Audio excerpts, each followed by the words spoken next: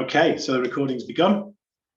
So I always like to begin this session with a reminder as to what this is all about, why we're here, and yeah, just to kind of set the frame of what this is all about. So this idea of the Wholehearted Leadership Network came from a couple of things. So my experience of working in organizations in leadership development, what I found was that every time I ran a course in an organization, there were 2 or 3 people usually in each group that really got it, really got what wholehearted leadership is about. The willingness to do the introspective work, to enable yourself to become more whole, so that you can create that thriving environment for people to really grow and develop. And so that they're not at risk of being at the end of your unexplored shadows, which can come into leadership.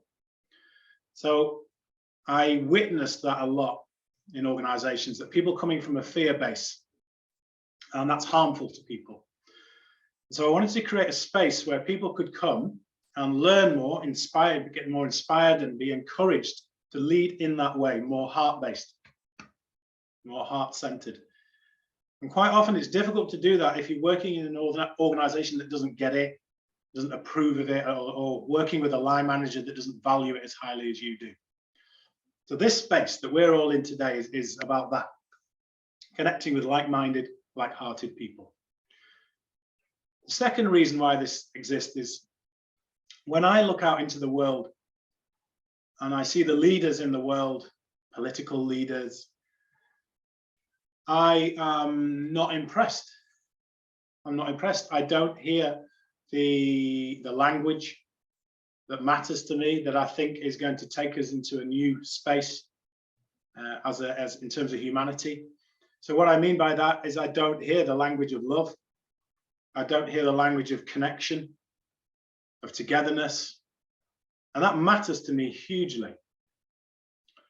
And I want to create a space in which that becomes normal. We start talking, even using the L word in organizations. Speak about love, speak about connection. We want that in our personal lives. Why would we not want that at work? Why do we have to shut that off when we go to work? Very much part of what Kat's going to talk about today is how when we go into organizations, quite often the heart, this beating heart of ours, is not held in high esteem, or it's not valued as highly as what goes on up here in our heads and perhaps our guts. So that's why this exists. And what Kat's going to talk about today is really aligned with this whole purpose, vision, and mission. So I'm super excited to have her on this. And Kat, do you want to come in now? Yeah, sure. And a very special welcome to you on this 3rd meeting of the Wholehearted Leadership Network. I'm just going to spend a few minutes talking to Kat so you can get to know her a bit about her backstory, what brings her here today. So Kat, we met via Susie, wasn't it? My wife? Mm-hmm. Yep. Yeah, who you'd worked with. Yep. And she told you a little bit about what we were doing here, and you were like, "Oh, that sounds right up my street." Mm. So can you tell us a little bit about your backstory and how that's led you to being here today? Yeah, so I was working with, my background is PR and communications. And I had my first inroad with business that hurts when I was working for a PR agency, and they asked me to work on a breast cancer drug that didn't work, but they wanted to sell to raise funding for more research. And the thought of doing that to anybody and to other women who were in a vulnerable position felt very heartless to me. And so I resigned and I set up my own company called Authentic PR, which was about communication with integrity. And one of my clients was the Homeless World Cup, which uses football to create transformation. And it's actually quite shamanic. We take people away to a new space, take them from a doorway, center stage, you know, in a town square, cheering them. They get to tell their story to media, and they literally grow before your eyes and transform. So they're coming off drugs and alcohol, moving into new homes and relationships and so on. And I was responsible for telling the story and did it really well, loved it. And with the powerful messaging and some of what I'm going to share today, we grew from 20 countries to 70. And we worked, while I was there in the 6 years, worked with about 250,000 people who are homeless to change their lives. And I really saw the power of transformation when you lead with love. That's what we were doing. We cared about the players. And then I saw what happened when it switched from leading with love to chasing the numbers. So we had some management consultants come in, and they were like, you need to be like, to get the funding you want, you have to say our ambition is 1 million players. And it became all about numbers. And I started to feel the separation from, you know, the life force of the organization. And where I ended up was burning out. And so that was my second crunch phase of, you know, the first one was the ethical situation. This one was kind of like a spiritual death, it felt like for me. I'd burnt out. I didn't know about burnout. At the time, no one was talking about burnout. Now it's a fashion thing almost. And almost a badge of honor. I've burnt out 7 times. So I then went on a whole other journey to reconnect with myself and to go within. And I did some amazing courses with a guy called Darren Edener, who'd come over from Australia, who'd been working with Oracle on their change management and then wanted to actually really make change. And I worked with amazing 2 brilliant women called Catherine Woodward Thomas and Claire Zammit from the States about intimacy and our feminine power. And then I blended the 2 of those. I started to and created what we're going to run through today is this like a business model that leads with your heart and leads with your creative spirit, so that your vital wellness is expressed in your business and and who you truly are, your true nature and purpose is right at the heart of your business, and your heart becomes the creative engine for your business. And that's when I started to follow my heart and ended up in Antigua, it was the immersion in nature that brought me back to life. And that is when I started to receive inspiration. Once I'd filled up again, I started to receive the inspiration for this new way of being. And now, you know, nature and connection to source is my primary support structure, and it is what, you know, it's alignment with that's the way I choose to be in business and to let that lead me. So yeah, so that's where I am now. And that for me, what is leadership with heart is literally your heart is showing you the way. Your heart is your compass, your wise inner compass, and it connects us with source, creative inspiration. It knows who you are and what you're here for. And that's what leads the creation of you in the world and your contribution and your connection, which I feel is absolutely vital at this time. Yeah, so that's where I am now. Thank you, Kat. Thank you, Kat. So a bit of a backstory there. When you say receive inspiration and connection to source, just say a little bit more about that. So, you know, okay, I'll just describe it. So, you know, I live in Antigua, and I get up in the morning and I arrive on the beach. There's not a soul in sight. There's warm sunshine on your face, on your skin, you know, beautiful breeze, beauty everywhere. And you immerse yourself in the water and you just feel connected and at one and at peace with the universe. And you feel part of the universe, part of the ecosystem that we are in and all living in. And you know, you're swimming in that morning light, and it literally does feel heavenly. And that is when we can receive inspiration. That's when I receive inspiration, and it comes through really clearly. That the model that I'm going to share today came through really clearly. And I love, because I'm a water baby, so you might get that inspiration when you climb mountains. My grandfather was a mountaineer, and that's where he was in his element.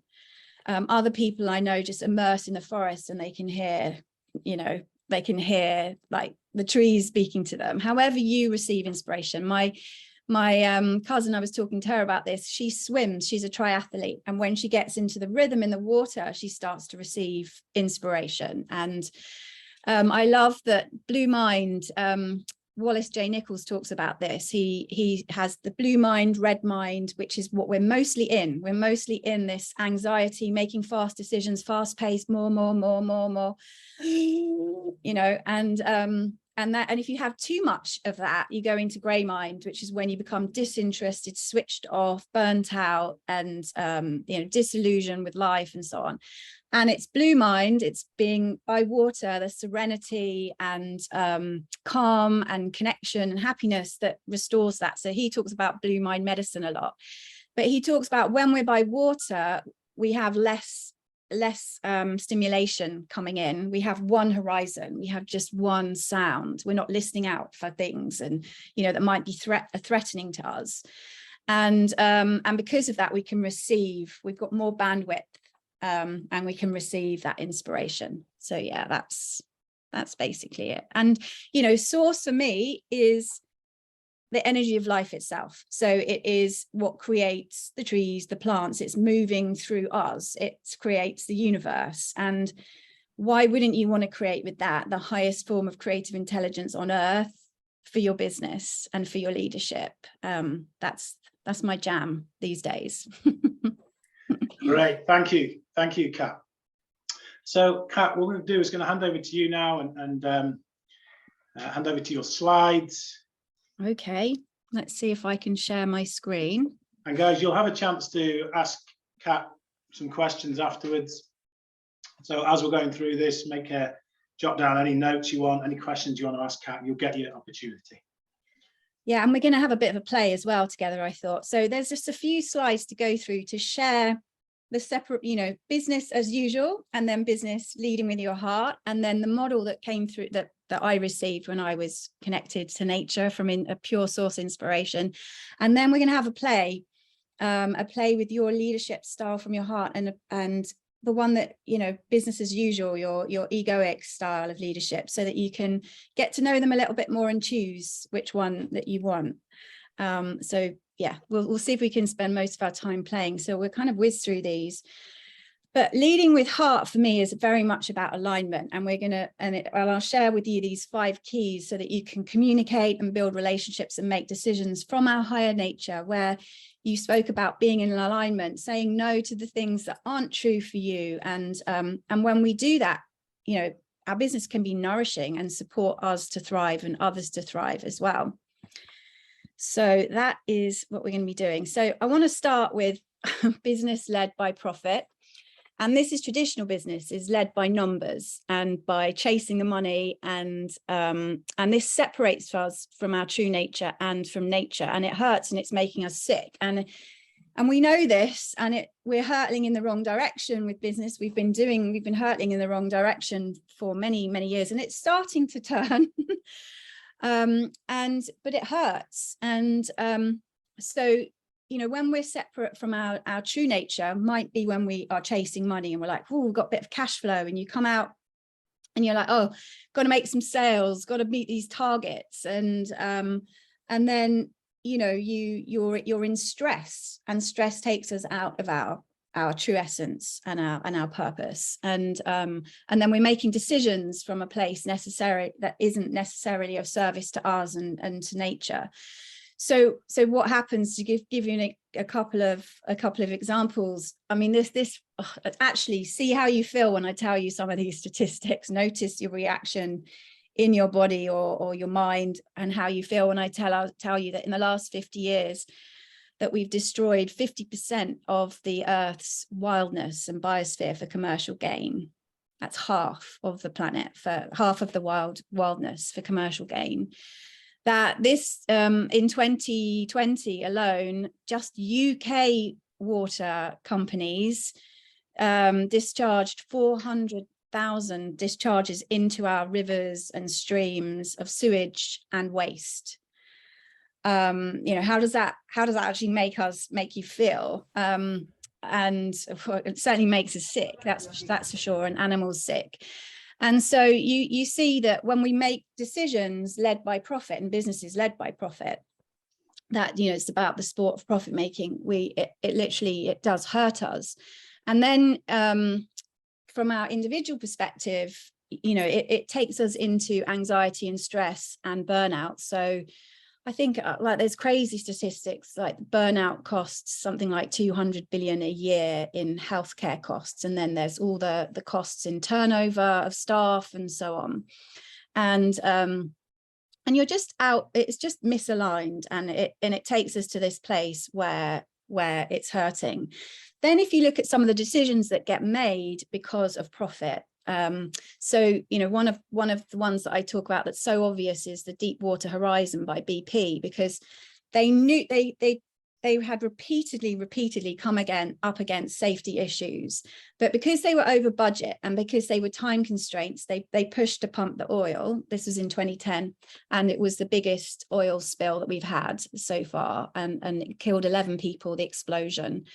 And it was a really bad business decision because it cost 60 billion in fines and cleanup costs. It, you know, and you know, and that's not even taking into account all the emotional costs of the families that lost their loved ones, or the wildlife that was decimated, the shorelines that were completely destroyed by the oil spill and so on.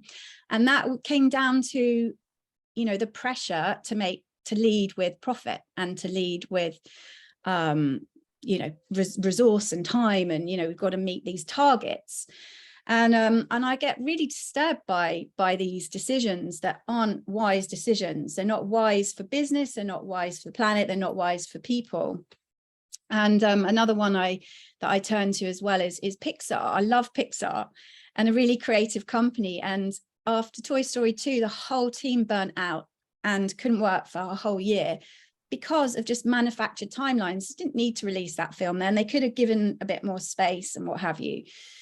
So, you know, I watch this, I feel this, I experience this, you know, a decision made in like 81, Exxon knew about the issues that we're all facing now. You know, the greenhouse gases were, the scientists predicted what we're experiencing now, which is very strange to be living through the information that we knew, but led by profit, they chose to communication out of integrity, where they, you know, caused confusion. Oh, it might not do this. We don't really know this.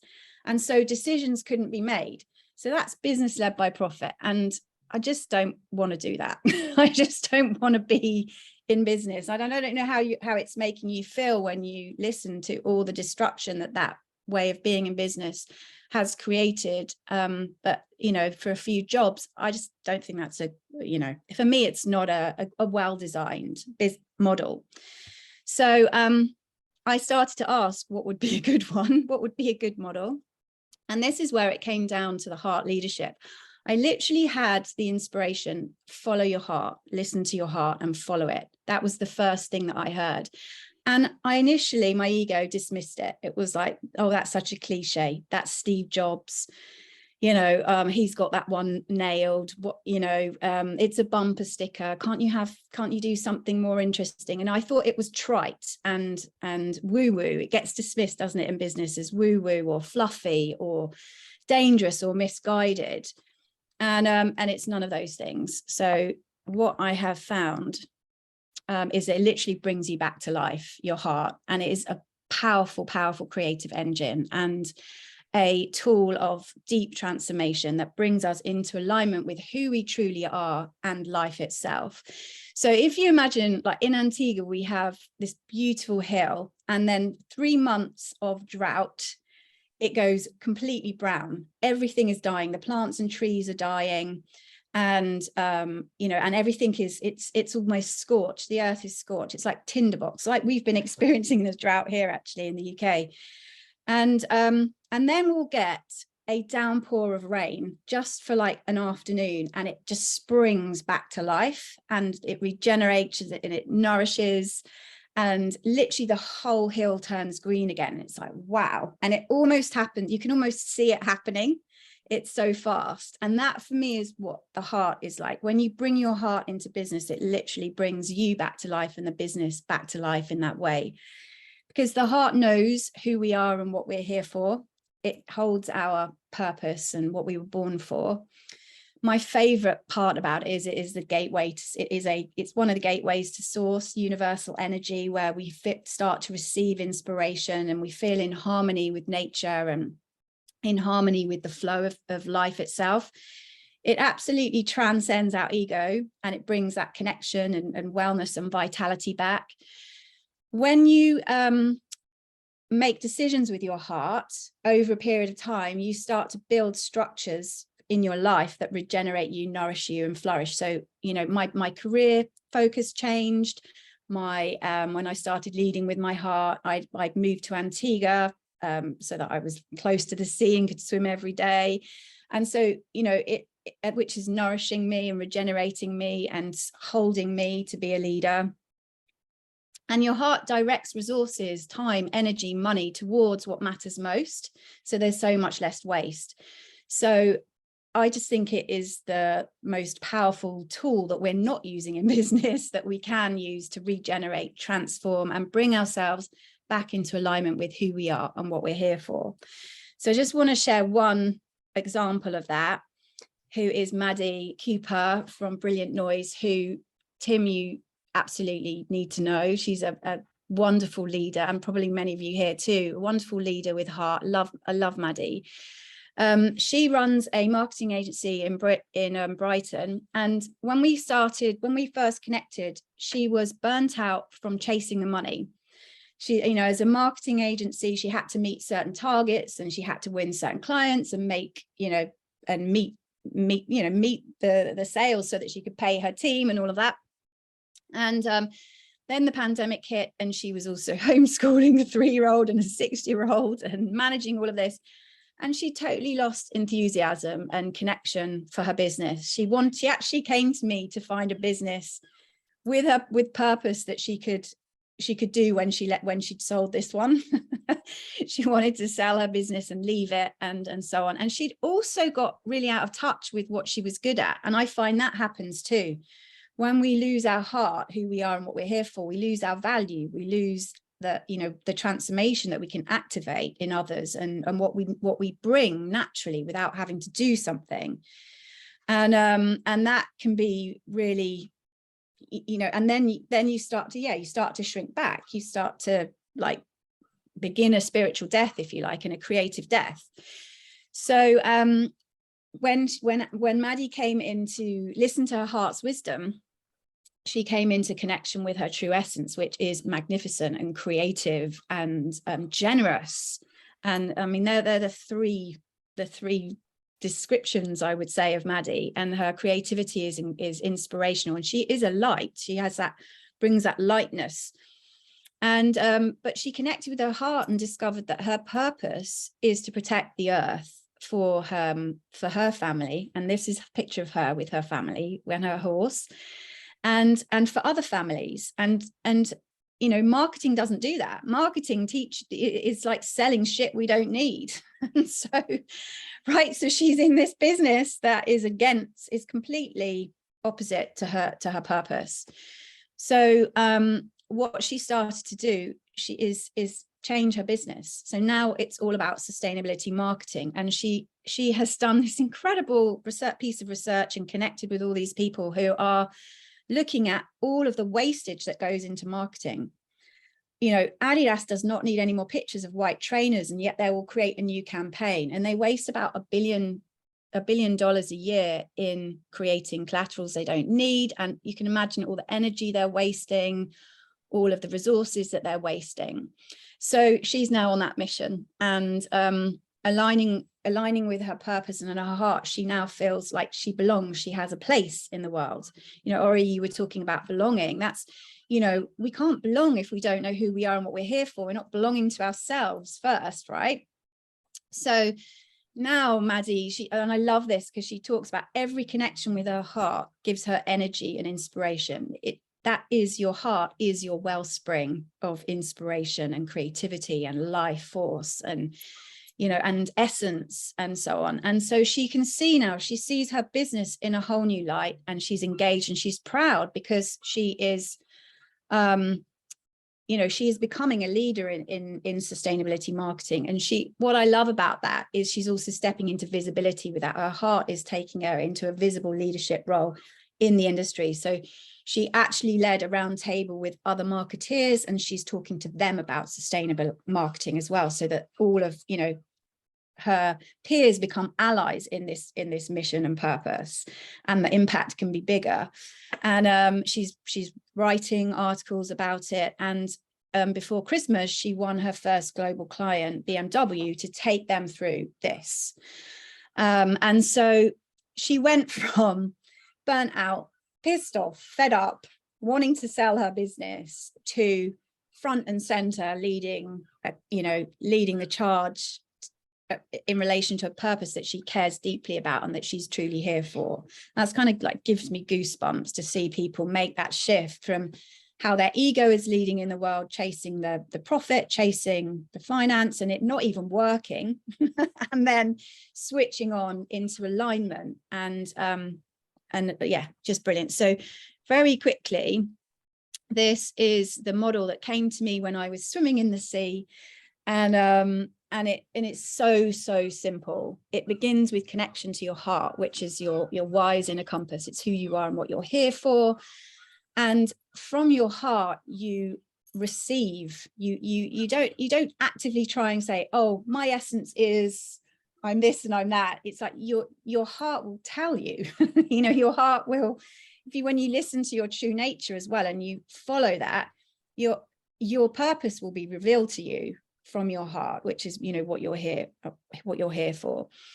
And so we'll talk about these alignment keys a little bit more, but this is step one. Is you connect with your heart, then you're connected to source, you're connected to the all, you're connected to the ecosystem that we live in. You're no longer separate.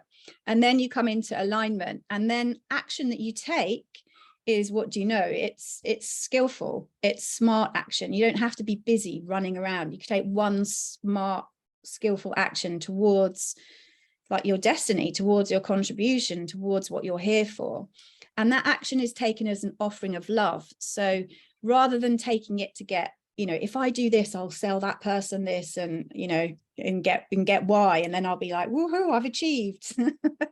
And getting into that cycle of addiction. When you take your action as an offering of love, and that is the end result, that action itself, then the fruits kind of take care of themselves, and you're present, you're connected, and you're in that space. It's more devotional. And that is actually called karma yoga. It's a form of yoga. And that's when you're taking action that's connected and in alignment. And that's, for me, that's when we start to, we bring ourselves back. We're no longer going in the wrong direction. We're going in the direction that's true for us. So these keys, and I spend 6 weeks going through these with people. So I'm just going to rattle through them here. The 5 keys, sorry. And the first one is, your essence and purpose. It's who you are and what you're here for, your inner being. And as we go through these on a scale of 1 to 10, just think, how connected do you feel that you are to these? Do you know who you are, who your true essence is? And do you know when you're not expressing that because you're stressed, or you're trying to push against your true nature and take yourself in a direction that you think you should go to be seen, to be successful, or whatever. So your inner being, and then your purpose is the outer expression of that, who you are and what you're here for. So my essence is inspirational, and my purpose is to connect people to their hearts, wisdom and creativity, so that they can create in alignment. And if you don't know what that is, when you go into an organization, you kind of get washed about by theirs, and then you get taken all over the place, and then you're pulled in all these different directions. At least if you go into an organization that might not be aligned with you. So for example, when we were working with Nike, and it was at the time where they just had the scandal with all of the kids working in factories, and they were making a big changes, huge changes. Nike went on an incredible transformational journey. Well, we knew that our purpose was to lead transformation and take people to love and to stand for that for love in the Homeless World Cup. So that's what we stood for when we worked with Nike, whose purpose wasn't maybe, you know, they actually, when I left, they said, thank you, because you held us to account, and you brought us more into alignment with what we wanted, and you pushed us. And I love that they experienced that from us, because we knew who we were and what we were here for. Then your audience is really key. Who are you? Your true essence and purpose will naturally serve an audience. Who is that? And if you're in a team, like, you know, Tim, if you're going into a team and that is your audience for the day, or if you're working with a team and that's your audience in an organization, it's really important that you know the value you bring, and that you know the transformation that you activate, or the value that your leadership brings, because if you don't own that, they won't receive it. And so knowing the value that you bring to your audience, I had I worked with such a wonderful marketing director, and he was a guy, but he was soft. And so everybody loved his leadership style, because and he was brilliant, and he was creative, and he was naturally gifted in that area of emotional intelligence, but he didn't own that.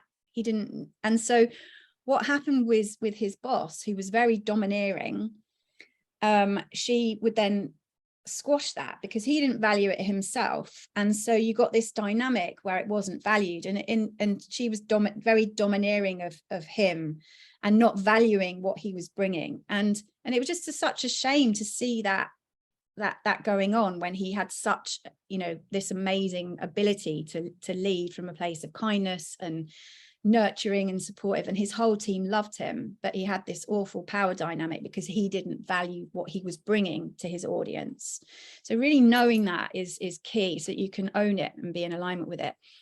Then your message, like for me as a leader, you have to know your message, and it has to be from your heart. Like if you think of somebody like Obama, who was a global leader who had actually quite a heart-centered message, yes, we can, bringing us together.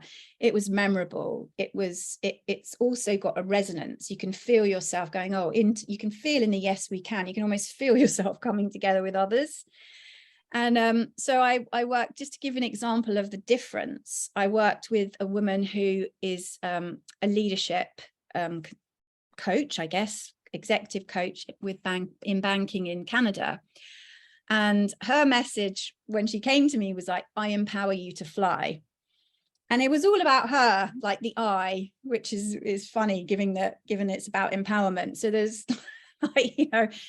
but when we went into her heart, the one thing her heart wanted to say to her team, to people that she was working with, is you were born for greatness.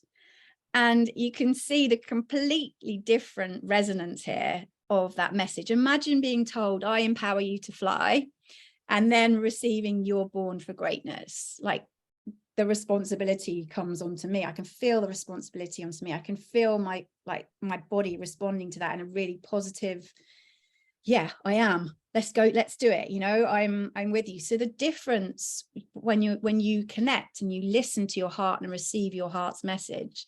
So my message is to follow your heart, and to listen to your heart's wisdom, and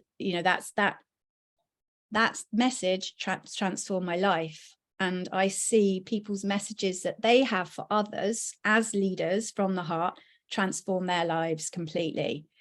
And it's one of the most incredible tools to work with. I mean, I'm a communications person, so you see, I mean, if you look in politics, it's the ones that are rarely heart-centered, but it's the ones with the message that win, that gather people together. So your message brings people together, and it directs people towards the resource, directs people and resources and time and things towards what you're creating. So at the Homeless World Cup, our message was sport changes lives. And so we're putting everyone in the end result as well of sport changing lives every time we talk about it. And, everyone's energy and attention is going into that. So your message is so powerful. Love it. Then the next alignment key is like, where are you showing up for your audience? And these were originally developed for external comms, but, an external leadership. And then when I started looking at leadership, I thought these actually also apply to any leader. If you're leading a team in an organization, your channel then just becomes an internal one. So where are you showing up to meet your team, or your, you know, whoever you're talking to, and adding value to them and consistently building these relationships. Like, as a leader, I didn't think about this in the Homeless World Cup, and I, you know, it was kind of ad hoc, like, you're right, yeah, you're right, all right, you know. And in times when we really needed to get like the strength to move things through things, we weren't really together, because as a leader, I hadn't spent that time, you know, turning up regularly, so that, you know, to build those relationships. And that was definitely one of my downfalls. And I was listening to a woman last week, and she was talking about all she does on a Monday is sends out her team. It can be something simple, like a video message reminding everybody of, okay, this is our purpose, this is what we care about, this is what we're here for, and this is what our focus is this week. And, you know, like, let's go for it. Let me know how you're feeling about this, or, you know, whatever. So everyone is always in alignment, and they know that they're going to get that from her every week, or whatever. You might want to do it in person and have people come together, like people were doing that during the pandemic. They were just coming together and on Zoom for a little, but leaders are bringing people together on Zoom, and how are you doing? You know, this is mental. How are you? And having that space to just share. But where are you showing up is the channel. And then the fifth one is really, really key, because this is about your power. They're all key, but they're all as important as the other. But this is about your power. So it's like, who is in the driving seat? You know, is it your ego? Is it your heart? Or is it your heart leading? Is it the wounded child who, you know, was shamed when she stood in the spotlight, which was my experience as a kid? So I hated being in the spotlight as an adult, because every time I did, I'd built up this Pavlov dog conditioning, where I would shine and I would be shamed, and it would be almost automatic. And so what I actually did was find my strategy to deal with this was to find men that I believed were powerful, put them front and center, and say what I wanted to be said in the world. So as a PR person, I would go about and find clients that I could, you know, put in the spotlight and get them to say the messages that I wanted out in the world.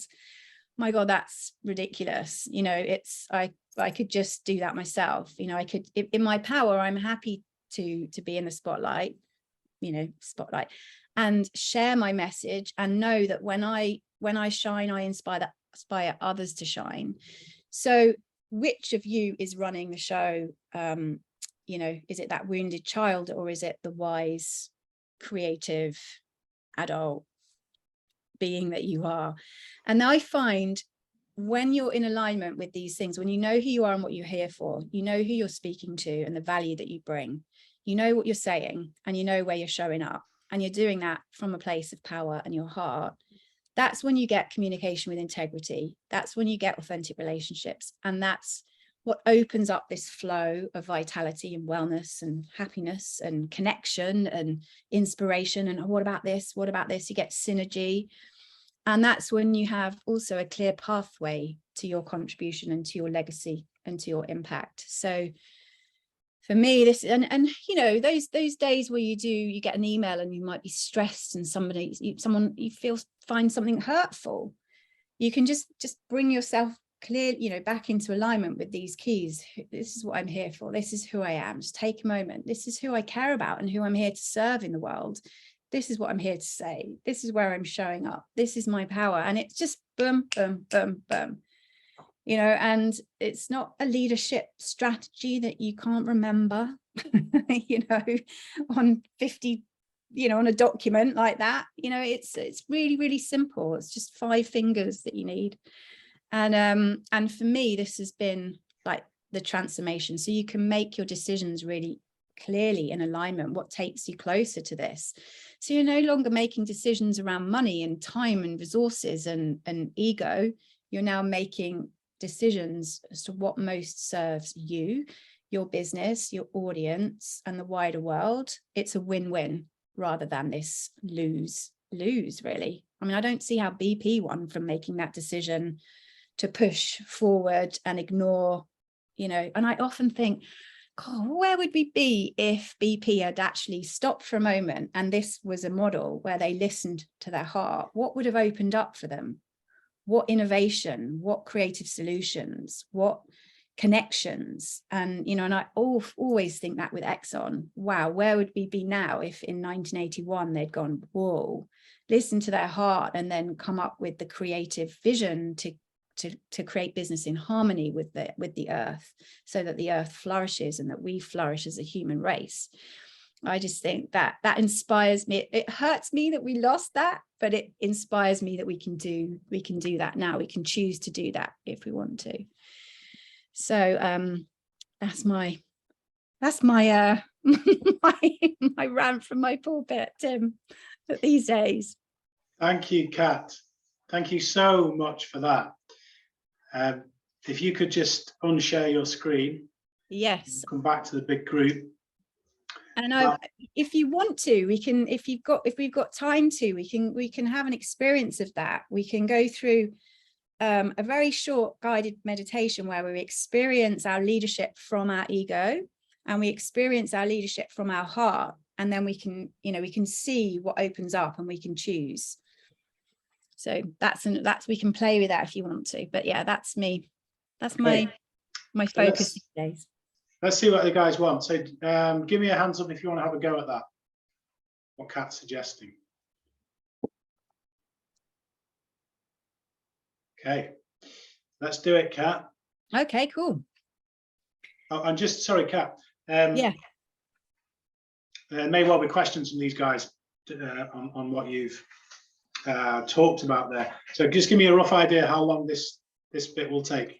This probably will take 15 minutes, okay. Like 10-15 minutes for you to have the experience both. We'll just do it, you know. And so it's a guided meditation, and my invitation is just to play, you know, whatever comes up for you. You might get weird sometimes. I mean, I've had Louis Armstrong come in, do a bit of a jam, Stevie Wonder, or like whatever happens in your imagination is fine. If nothing happens as well, that's also fine. I've worked with people and when we connect with, you know, your heart's wisdom, they go, I've got nothing. And then you say, well, what happened when you went, you know, and they're like, wow, and you're like, that's not nothing. That's amazing. And also I've worked with people and the next day they wake up and it's all, you know, they've just got a download. So, you know, whatever your experience is, absolutely fine. And then if you find yourself just trying to control it, just go into that, oh, I wonder what would happen if I did step in this and experience that. So bring in the curiosity, and but it's just an invitation to play, and we'll just see. All right, up for that? Yeah, let's do it. Okay, so when you're ready, just gently close your eyes.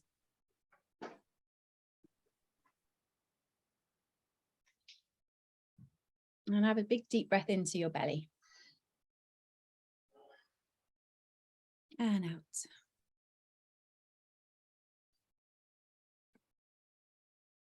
And for a moment, just bring your awareness to your thoughts and your feelings and notice what's going on for you right now. Just noticing. No judgment, just being the compassionate observer.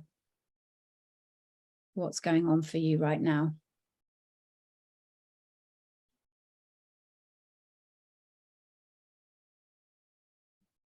And then bringing your awareness into your body, and notice how your body is feeling.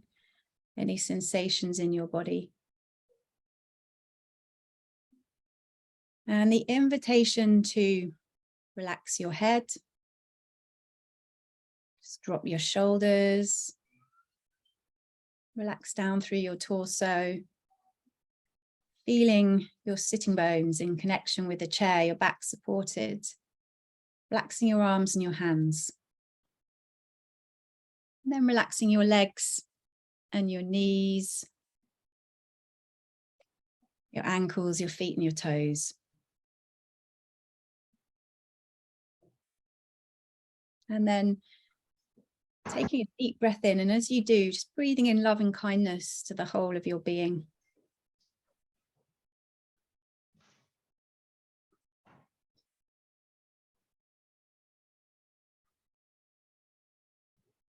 And then let's send it to each other in this group, each person here live and anyone listening in the recording, sending love and kindness to each other.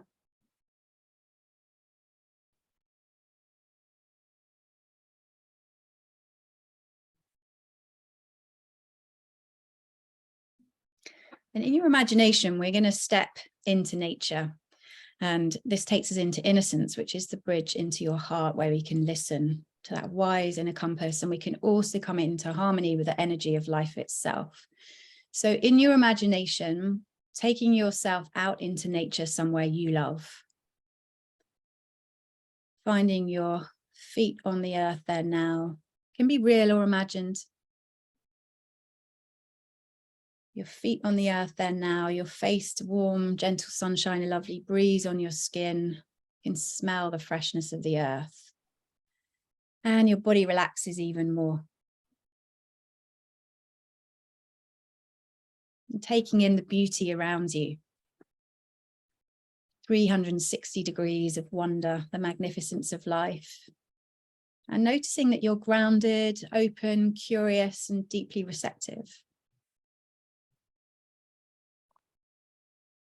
There's nothing for you to do. You're completely supported by life that always has your back and is serving your highest flourishing. And just choosing here to receive your heart's wisdom.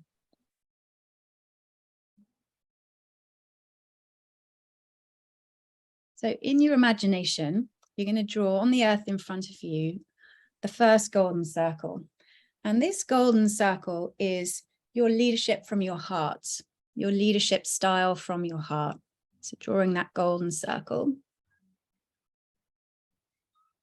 and stepping in and receiving the essence and the full flourishing of the vision of you leading from your heart.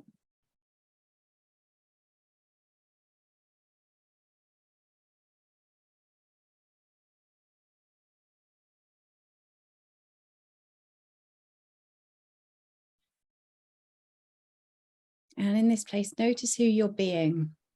Who are you being?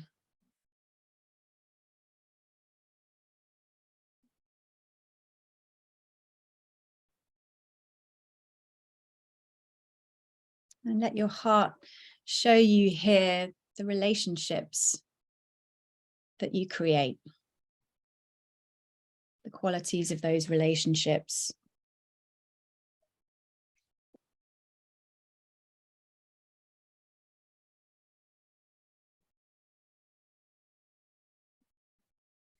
And then one last thing in this beautiful vision of your heart's leadership, just noticing the impact this creates.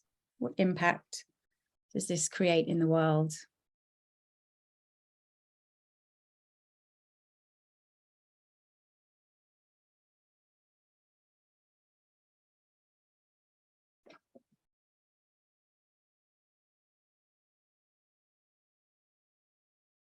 And if that has a word that describes the vibration and the energy of your leadership with heart, just letting that come. And then stepping back into nature with your feet on the earth, your face, warm, gentle sunshine, beauty around you. You can see that golden circle of your heart's leadership on the earth in front of you. Next to that, drawing a second golden circle. And this golden circle is the leadership from your ego, your leadership style from your ego. And then stepping in to that golden circle and experiencing your leadership style led by your ego.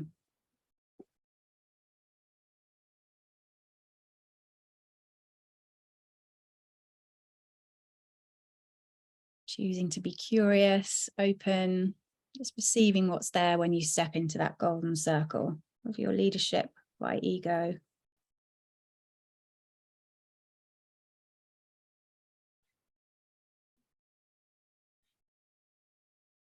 And notice what you're up to, who you're being, and what you're doing in this reality.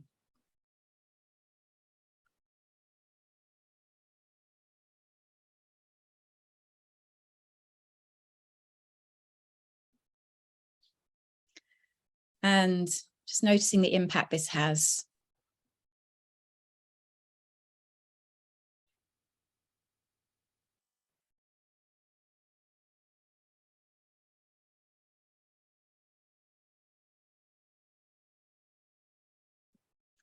And then stepping back one last time into nature with your feet on the earth, your face to that warm, beautiful sunshine where you're held.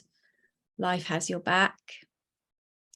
And you can see these two golden circles of leadership with your heart and leadership from your ego.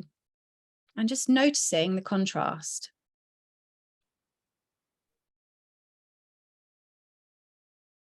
And noticing which one you're most comfortable with.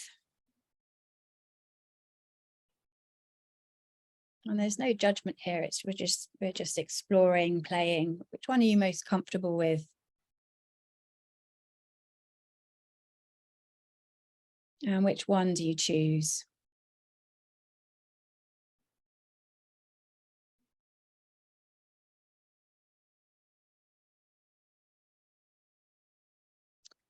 And my invitation is to step back into the golden circle of your leadership with heart, receiving the essence and the full flourishing of that vision once more, and the impact and the vibration of that, the energy of that.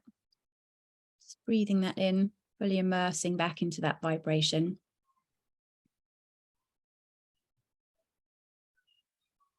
And from here, just asking one obvious action for you to take. What's one obvious action for you to take towards this?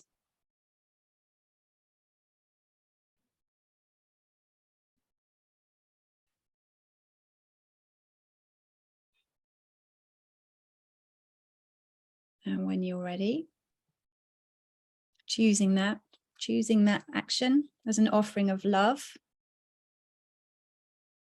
an act of service.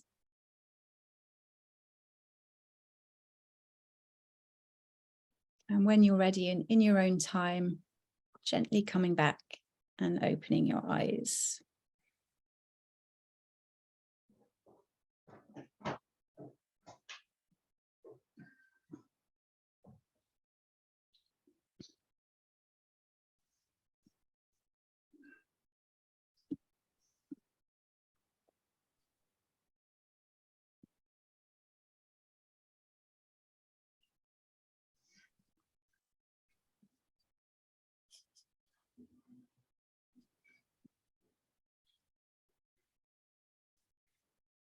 And it would be great if anyone would love to share anything that you were connecting with there, or anything, any insights that you're having from that. Tim, if you want to share what you experienced from that.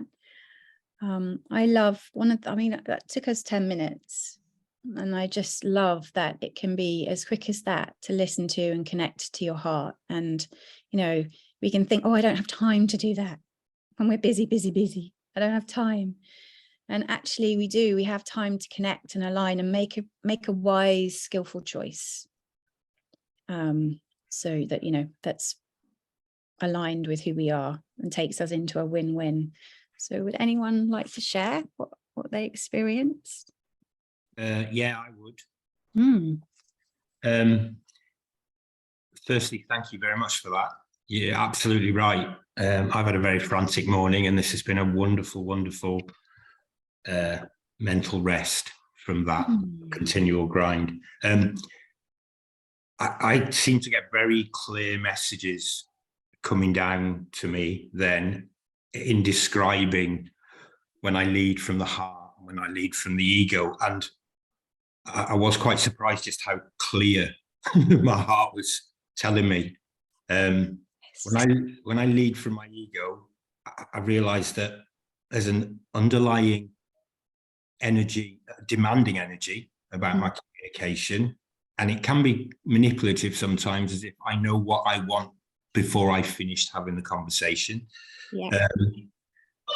And actually what I felt really uncomfortable about is it can be so premeditated and not spontaneous.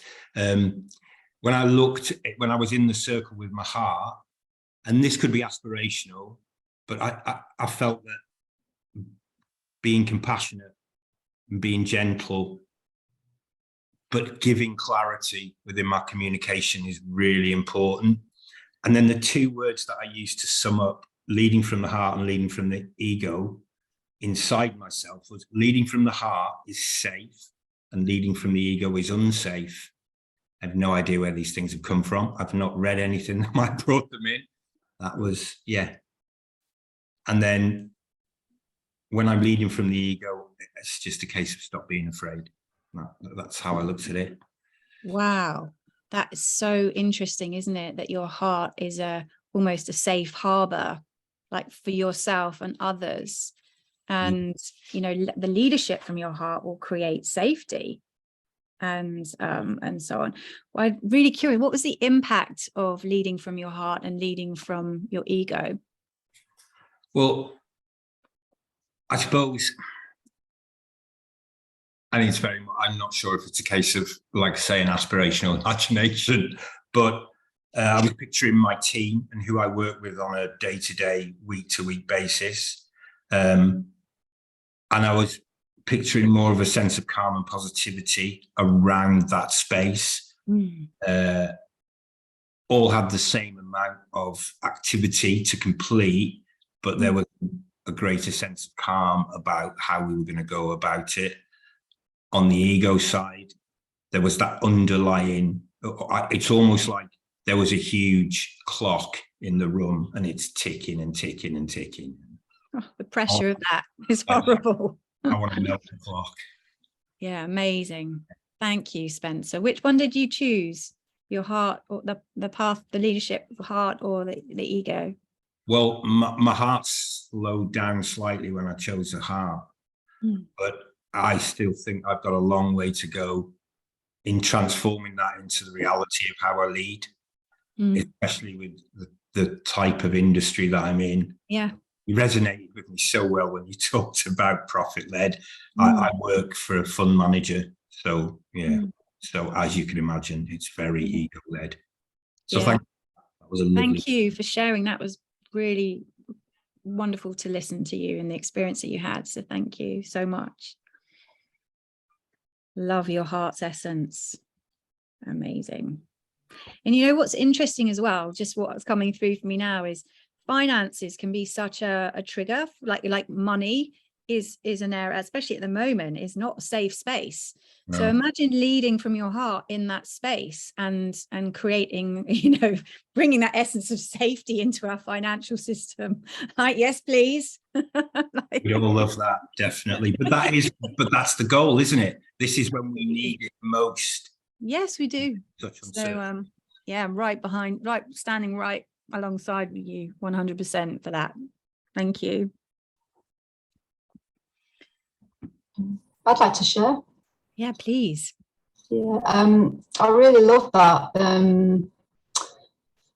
The ego circle's very dark, actually. It's had a dark atmosphere, and I was sort of looking over my shoulder quite a lot. It was a sense of suspicion, distrust, and thought, a lot of thinking. And in the heart circle, I felt like a child, and I was kind of, my arms are outstretched. I was kind of looking up to the sun and smiling and laughing, and other people joined. It was very bright and energized. So, and I'm not actually working at the moment, so so yeah, I've got sort of some ideas, lack of confidence, but also I've had, like coming on this, actually, I saw the advert on Facebook that Tim had put down, and I didn't really think about it. I just looked at it and thought, yeah, why not? And part of me was like, oh, a little bit of fear, but it was sort of, it was that kind of, you know, you just know, yeah, I'm going to do that. And an opportunity that's come my way sort of recently as well was another heart-led thing. It's a paid opportunity, but it's doing things that I enjoy doing, that skills I've got that have been recognised. So I love that. And I love, can you, like, the impact of your heart and your ego, like, what a contrast. Because if you're suspicious, mistrusting, you're going to be defensive and wary, and and mistrust of yourself, and the impact that will have is, quite off-put. Will hold people, will hold you aloof from others and from life, right? That's the impact of that. And then the impact of your heart is wonder and joy and connection and playfulness. And do we need that right now? We really do. So and the impact of that was people coming towards you and joining you, and like flourishing and happiness. So yeah, I love, like, the contrast. So which did you choose? Definitely the heart, yeah. And did you have an action to take towards that heart leadership? I think at the moment I'm kind of it's actually getting out of my head. So it's like whenever negative thoughts come, it's like taking my focus off them and just bringing it back to nothingness in a way. Practice. Powerful practice. Yeah, well done. Love it. Thank you. Thank you for sharing. Kat, so if people wanted to access that again, is that on YouTube, that you talking them through that process? Well, it'll be in the recording. Will it? Did you keep the recording going? Yeah, it's still going. Yeah, so you can access the meditation again. I do have some meditations as well, but I'm going through a phase where I'm updating everything, because and so it will have a new essence and vibration. So if you want those when they come out, you just drop me your email and I'll make sure that you get them. Okay. And Kat, if people want to connect with you, how do they do that? Yeah, you can. My website is katbyles.com, and on my website there's just a little pop-up, and you can pick the free consultation, and it's 30 minutes, and we can just connect and explore. So if you wanted any support with your leadership or your communication from your heart, we can explore that together. If you just want to connect and see opportunities of collaboration and so on, or if you even interested in bringing, like, leadership with heart to your team, and talking about that, you can email me as well, Kat, @katbyles.com. So yeah, they're the easiest ways. But I tend to sit and have a 30-minute connection. Sometimes we have a chat and it's really obvious, and sometimes we might even do a connection to explore if it's true for us to work together, or if it's true, what ways, and so on. So yeah, that's how you can reach out and connect. Thank you, Kat. I want to give you guys an opportunity to ask Kat some questions if you have some up your sleeve, and have an opportunity to check out as well, to check out round with what we've taken from this session. So are there any burning questions for Kat?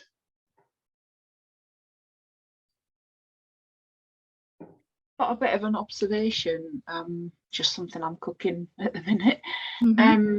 One of the things that I'm noticing is that, a bit like the thing this morning, when there's a sort of heavy, if I do this, this will mean this type of in my head, it's like anything where it almost starts with a calculator and working backwards from.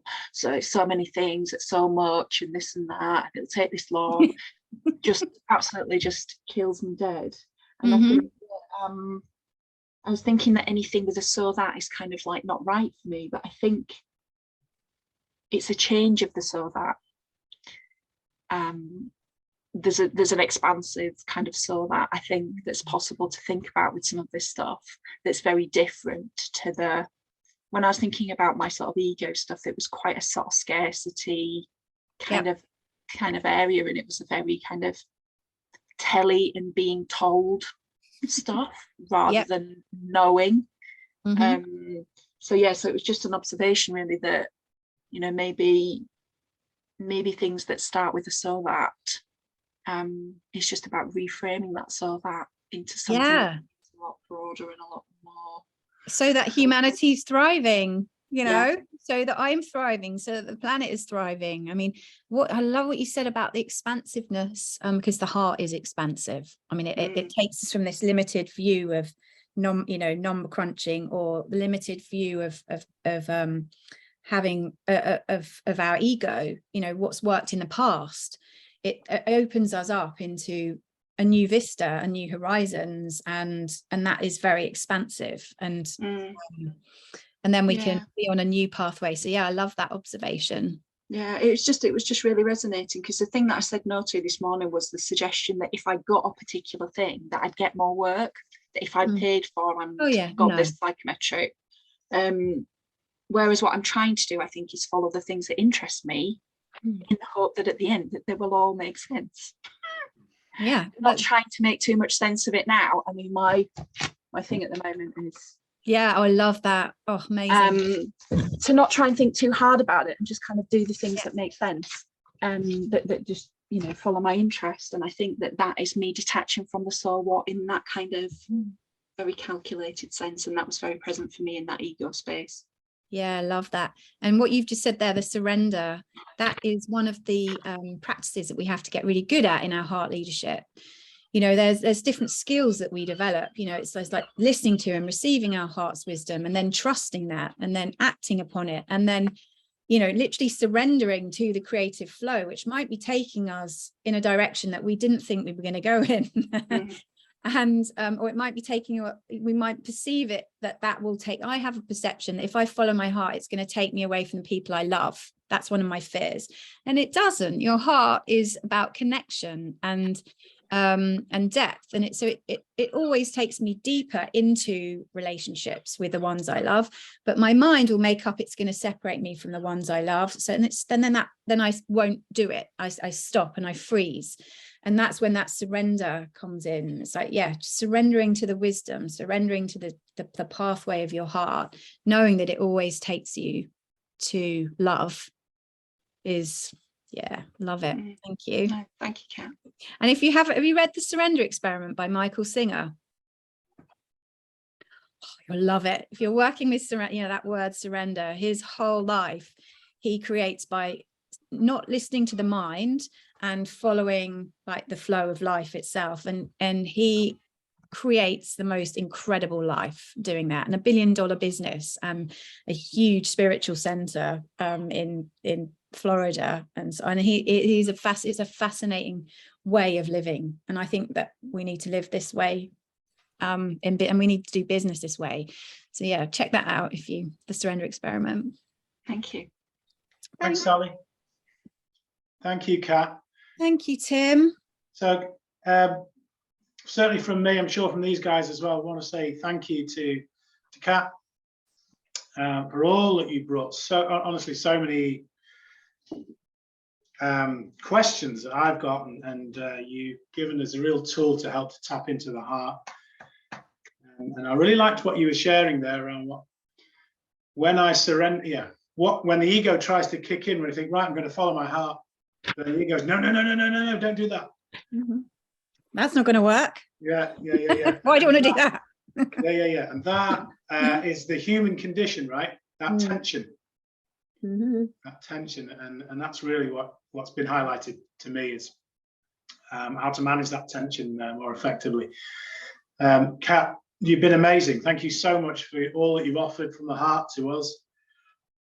Thank you for having me. If you want to connect with Kat, you know how to now. Thank you all for showing up. Before you all go, can I have a quick photo, which I'll do on here, of you do whatever you want to do, just smiling, doing some, look, I like it, Sally, very nice. Hello, kid, we got you just at the end there. Hi, nice to see you, welcome. Can you just give me a wave, something like that, and I'll give you, I'll do a, oh, hang on one sec. I've got a reflection. I love that, Ori. All right, try again, whatever you want to do.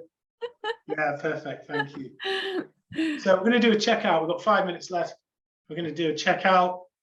So we've got around about 20 seconds each, something like that. So what is it that you're checking out with? And we'll go in. I might need a couple bit more than 20 seconds, but just I mean, all the synchronicity of find a lot of similarities between Kat's work and what I'm stepping into, and it's exciting when for me, stepping into something that has felt like riding a proper wave of fear into this world of belonging, because it's not about the loneliness. Ultimately, it's about how do we create a sense of belonging. Wow, it's so, I mean, choosing to come here today, meeting you guys and listening to Kat, very, very special. So thank you so much. Love the meditation, and I'd like to connect with you, so I'll send you something. Checking out, feeling amazing. Thank you. Beautiful. Thank you, Ori. Who's next? I'll go next. So thank you both. I feel very centered again. And I'm sure I'm going to have a lovely afternoon as a result of that. So thank you both. Thanks, Ben. Thank you. I can go next if like, yeah, that was a really powerful exercise. Kat, thank you very much for that. I learned something surfaced, which is making me very reflective. And I think I'll absolutely take that away from this. And it's definitely the start of something transformative. Absolutely. So thank you. Lovely. Thanks, Mark. Go on, I'll go next. Yeah, thank you both. It's been a really good session. Really liked the meditation, and it made me realise that I often, in the ego side, talk too much, probably from lack of confidence. And actually, if I just sit back and listen, that's probably a much better way for my team to, you know, achieve what they need to achieve, because they've got all the answers, and, you know, it's just supporting them in that. So, yeah, talk less, listen more, I think. Great. Thanks, Rebecca. I've definitely been left with a bit of a sense of calm. Yeah, it's and groundedness somehow. Yeah, and also some great validation around what happened this morning, and how, although it's not easy, that I'm following a path that feels really good. Great stuff, Sally. I'll go next when I have this window before my son comes back in the picture. I love the meditation. I love the ease that you share the concepts in, and it's all the stuff that we shy away from in the corporate world, you know, tapping into the source, the centeredness of everything. Mommy, I can't make you feel. Hello. I think I'll end there. Mommy. Thank you. Oh, beautiful. Beautiful. Thank you. Thank you so much for that. Christine, I think you were coming in there. Yeah, I'm feeling very grateful and a bit more energized, and a feeling of a sense of possibility. So yeah, thanks Tim, thanks Kat, and thanks everybody. Thanks, Christine. Thanks, Christine. Do come back. It'd be great to see you again. Thank you. I think that's everybody, isn't it? Yeah. So I'll checking out with a real realization. What's come to me through this is to have more confidence in following my heart. Yeah, to be more confident in that, and that the work that I really want will come. Yeah. So, Kat, do you want to check out with anything? I do. I'm just feeling immense gratitude that I can show up in a business environment in my true nature and purpose, and that be, you know, welcomed and appreciated, and inspire others. And I just want to thank you all so much for that shared experience. Really grateful. Thank you. Thank you, Kat. Yeah, shower you some love. And that belief that, yeah, we really can be our true authentic selves when we go to work. And that's what we really want from our leaders, right? So thanks so much, Kat. And the next session, I'll send you the details, folks. I'll send you a recording of this as well. So please share it if you would like to. Thanks so much for showing up. Showing up with your open hearts, open minds. And I really look forward to connecting again very soon. Take care, guys. Thanks, Bye. everyone. Bye. Thanks, Bye-bye. Tim. Thank you Thanks, so guys. much.